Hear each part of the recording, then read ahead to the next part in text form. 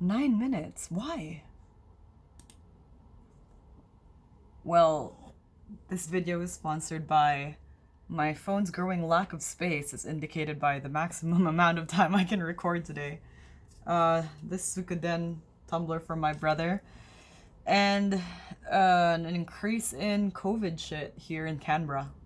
And the silicone straw that my dentist told me to use so my teeth don't get stained. Thanks for joining me today again on Clickbait. I'm sorry that I keep brushing this hair away from my face. I'm gonna try to do it less this episode because I know it's annoying. And thank you for coming here to listen about. Thank you for coming over to listen again about the intersections of social media, mental health, and basically how we can improve our lives and the way that we navigate the digital space. So today we'll be doing something a little different. Instead of talking about all of the usual sort of highfalutin but more rambly crap, we're gonna talk about my personal experiences. Basically, it's a good time to talk about it since very recently here in Australia, where I live, because of a growing cluster in Sydney, nearly all of the states in Australia have a new case, and for the first time ever, since the start of this pandemic, over a year ago, the city where I live in is requiring the use of masks. Now, normally, I talk a lot about kind of the cognitive dissonance of living somewhere where I'm privileged enough to have had for the virus to have been under control, as compared to the place that I still call my home, where most of the people that I love is in the Philippines, where it's pretty out of control. But yeah, now like there's a fear again, there's an uncertainty again, there's an anxiety again. So yeah, I thought I would talk about it because I do think that the digital space factored very strongly into my social media experience and factored very strongly into everyone's social media experience. So yeah, while a lot of people were trapped, and a lot of people I know are still trapped in their own homes because of isolation or required isolation and all that stuff, I was really only stuck in my apartment for 3 months. Yeah, not much of an experience to write home about or tell my future children, if I have them, about. But it drives home what I said about how I felt kind of privileged. How there was this cognitive dissonance of feeling really anxious, but then knowing that I was helpless to help people who were in a worse off state than me.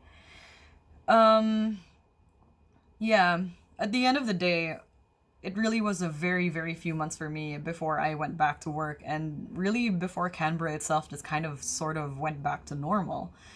But in that small, short span of time, so much happened, right? Aside from constantly being exposed to everyone kind of experiencing worse and worse things and posting about it online, while I sit here and I read it and I feel guilty for being in a better place, powerless to be able to help, I also fell into a productivity trap.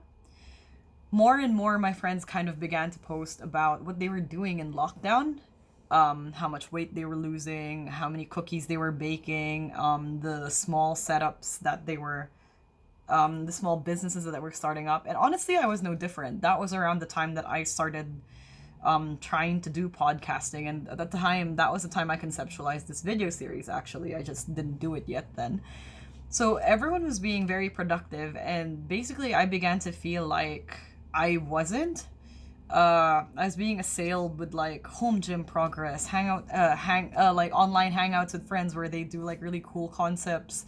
And I was just sitting here kind of like looking at news sites, crunching the numbers about how many people had died and all of that. And honestly, it just made me feel really useless as well. So it wasn't enough to feel guilty and helpless. I also began to feel kind of like worthless, like I wasn't isolating correctly. I hate that, right? How could I have had thought that there was like a better way to isolate? Well, how could I have had thought that there was a better way to isolate when obviously the whole point of like just the isolation and everything was just to survive, right? That's the victory, not getting COVID, and I didn't get COVID.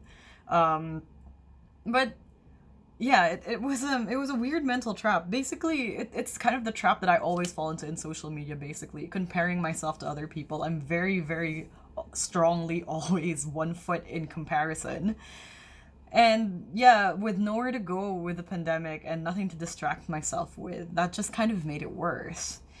Um, yeah, and there was also the overexposure to news, right? Like I said, I was constantly on the news, and I know a lot of people were constantly on the news.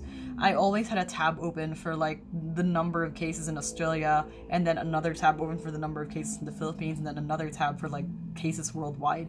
It just wasn't healthy. I honestly couldn't sleep trying to crunch the numbers of when I would get it, or when somebody in my family would get it, and somebody in my family eventually did. Actually, a bunch of people in my family eventually did. But that's not the point. The point was just the sheer crippling anxiety. I felt like I couldn't work because I had to read about COVID news, because I was living in history, because I had to be witness to everything that was going on. As if that's somehow a personal responsibility. As if somehow the weight of kind of being able to talk to people in the future about these experiences was on me, and it's not. And yeah, the hyper awareness extended to a lot of things, didn't it? Because we were paying so much attention to the news, suddenly all of the inequalities surfaced by COVID came out, you know. The rich are complete shit, you know, the government is complete shit. There's so much gaping inequalities everywhere. Billionaires don't care about us as long as we keep producing and consuming. It was so overwhelming, and I just really didn't know what to do at the time. And of course, I was also overworking.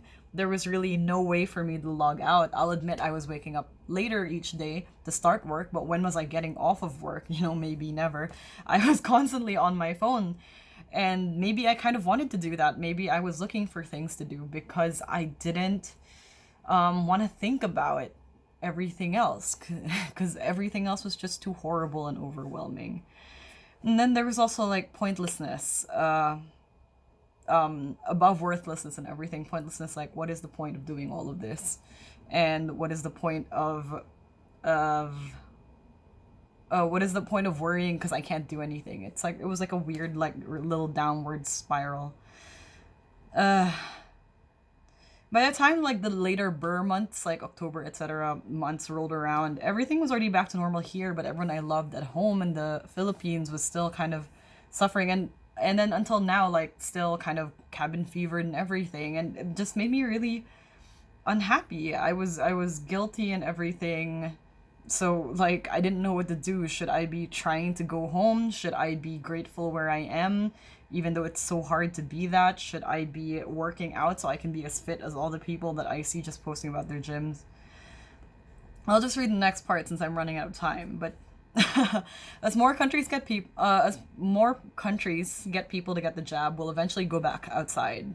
But I hate using the term the new normal, as a conversation with a friend just yesterday said. I hate the term the new normal. Nothing was ever normal. I hate implying that this kind of very capitalist based world that we live in, that thrives on inequalities and like the suffering of developing countries, and who are suffering, by the way, because now they don't have equal access to the virus. I hate the implication that that's normal. So we need to take care of others, but we also have to take care of ourselves. In the middle of a crisis where you experience emotions like helplessness and guilt, and you know, worst of all, and I really hate grief, there's really no correct way to handle these things. But you can unfollow people. You can take a break from the TV for as long as necessary. Watch stupid movies. Eat your BTS meal. These things that people criticize all the time. We need escapism, and that includes escapism from the digital traps that we set for ourselves, especially in times as unprecedented as this pandemic. So that was my pandemic experience. I have like 15 seconds left, so I'll just say thanks for listening again. Hopefully, you know, I'm with you. And if you ever need somebody to talk to in the middle of these still pandemic times, then I'm around. Subscribe or don't, and see you next time.